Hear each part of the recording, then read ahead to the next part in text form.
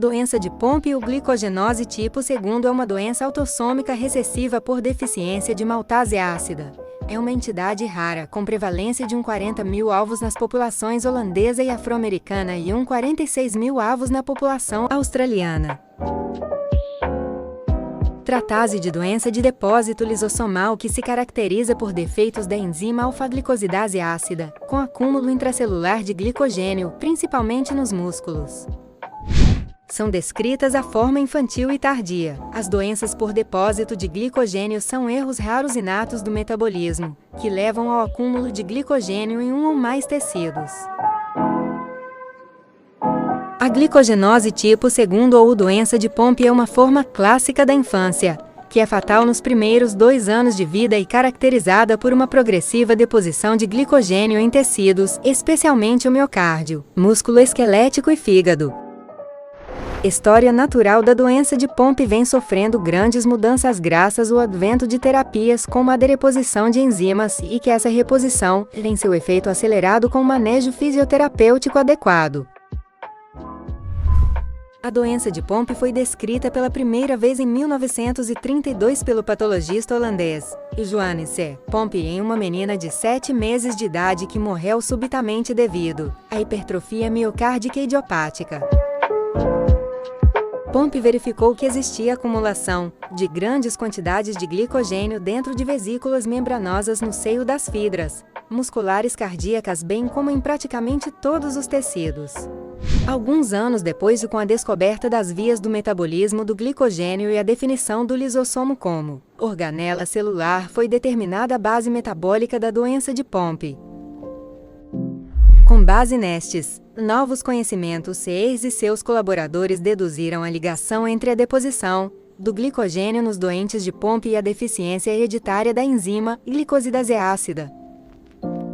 A partir de 1967 começaram a ser testadas as primeiras terapêuticas para a doença de Pompe. Na década de 90 começaram a ser produzidas através de técnicas de DNA recombinante, 2 formas diferentes de glicosidase ácida contendo M6P para posterior uso humano. Uma das formas enzimáticas era obtida a partir de leite de fêmeas de coelho transgênico e outra a partir de cultura de células ováricas de hamsters de laboratório. No ano 2000 foi descontinuado o desenvolvimento da terapêutica de reposição enzimática TR com glicosidase ácida recombinante para uso humano ao glucosidase alfa, a partir de leite de fêmeas de coelho, tendo-se continuado a investigação e produção desta enzima através da cultura das células ováricas dos hamsters. A doença de Pompe é causada pela deficiência da enzima GA-alfa-gliclosidase ácida. O gene GA codifica a alfa-glucosidase lisossomal, que é importante no metabolismo do glicogênio. O glicogênio é um polissacarídeo que é a principal reserva de energia das células, e que são armazenados nas células do fígado e dos músculos esqueléticos em pequenas estruturas, denominadas lisossomos. Os lisossomos são pequenas organelas intracelulares presentes em todas as células eucarióticas. A sua principal função consiste na degradação de macromoléculas em moléculas mais simples e que são posteriormente transportadas de novo para o citoplasma para serem reutilizadas. E o glicogênio é degradado pelo lisossomo quando o corpo precisa de energia. O glicogênio é então quebrado em pequenas partículas de glicose, e a enzima é necessária para esse processo, como a alfa-glucosidase ácida AG ou maltase ácida. E as mutações patogênicas no gene da glicosidase ácida podem afetar a produção da enzima lisossomal por vários mecanismos. A biossíntese, modificações pós-transcrição, o transporte intracelular ou o próprio funcionamento da enzima, formando então uma enzima parcial ou completamente inativa que assim compromete a degradação das moléculas de glicogênio que são transportadas para os lisossomas. O acúmulo descontrolado de glicogênio faz com que os lisossomos inchem e se rompam, liberando glicogênio no citoplasma. O acúmulo de glicogênio no citoplasma resulta em dano celular irreversível, causando destruição progressiva do músculo esquelético, musculatura respiratória também e músculo liso. A via glicogênica é responsável pela formação do glicogênio. O glicogênio é importante para a produção de ATP em células musculares e na maioria dos outros tipos celulares. No músculo, a energia proveniente do glicogênio é essencial para a contração muscular. Diferente do fígado, o músculo estoca glicogênio para satisfazer suas necessidades próprias, enquanto que o glicogênio armazenado pelo fígado é utilizado principalmente para a manutenção dos níveis de glicose sanguíneos. O glicogênio no fígado funciona também como uma reserva de glicose, que, sempre que necessário, é utilizada e levada também para outros órgãos. A síntese e a degradação do glicogênio estão diretamente relacionadas à grave ação de duas enzimas, a glicogênio sintetase síntese e a glicogênio fosforilase degradação, as quais estão sob a regulação dos hormônios insulina e glucagon. Síntese do glicogênio. E após uma refeição rica em carboidratos e com a elevação da concentração da glicose sanguínea ocorre a liberação de insulina pelo pâncreas. No fígado e músculo, a insulina tem um efeito imediato, que é caracterizado pela ativação da enzima glicogênio sintetase, a qual converte o excesso de glicose livre em uma cadeia de glicose denominada glicogênio. A glicose circulante entra nas células hepáticas e musculares através do transportador de alta capacidade do tipo GLUT, sendo que a concentração elevada de glicose intracelular provoca a dissociação da exoquinase da sua proteína nuclear reguladora. Uma vez ativa, a exoquinase fosforila a glicose, formando glicose 6-fosfato, o que estimula a glicólise nas células musculares e fornece o material para a síntese do glicogênio. Degradação. Em períodos de jejum, quando a taxa de glicose está baixa, a secreção do glucagon aumenta, indicando a necessidade de usufruir da reserva de energia estocada no organismo. Esse processo é possível graças à grave participação do glicogênio fosforilase.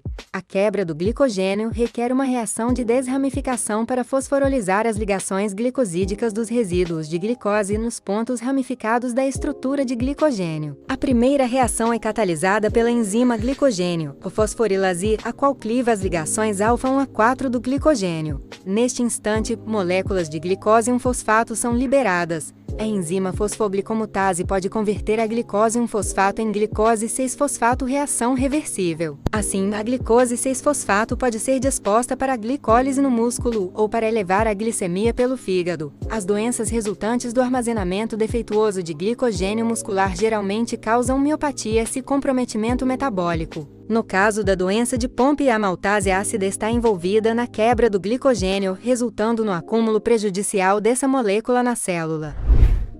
A doença de Pompe é autossômica recessiva, ou seja, o indivíduo recebe uma cópia do gene não funcionante do pai e outra da mãe em mutação em homozigose.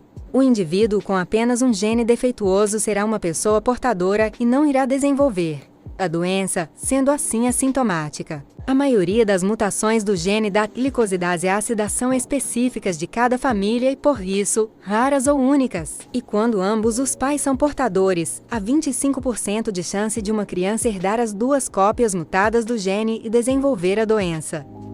Geralmente, os portadores com a forma infantil da doença apresentam uma atividade enzimática menor que 1%, os com a forma tardia da doença apresentam forma reduzida, mas mesmo assim é superior à infantil e entre 2 a 40% do normal.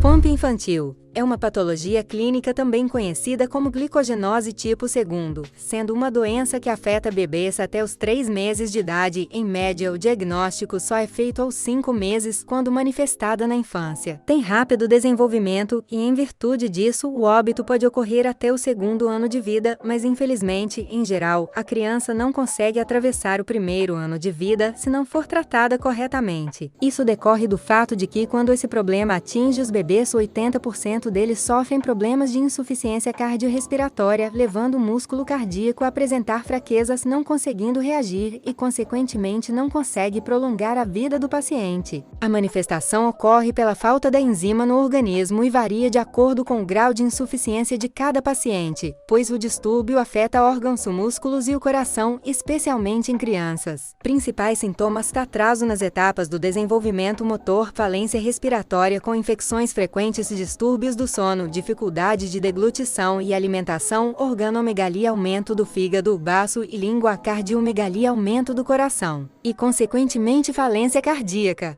A forma tardia ou de apresentação não clássica pode ocorrer em qualquer idade após o primeiro ano de vida e demonstra progressão lenta. Sua manifestação clínica acontece sob a forma de queixas como fadiga, alterações da marcha, dificuldades em subir escadas, praticar esportes. Em razão da fraqueza na cintura pélvica, tais sintomas podem ser precedidos por dores musculares, quebras ou dor lombar. O sistema músculo-esquelético é também afetado, representado através de fraqueza muscular progressiva, diminuição da mobilidade, osteoporose, além de deformidades ósseas como a lordose e a escoliose. Os sintomas respiratórios surgem de forma precoce como resultado do dano dos músculos respiratórios acessórios e diafragma.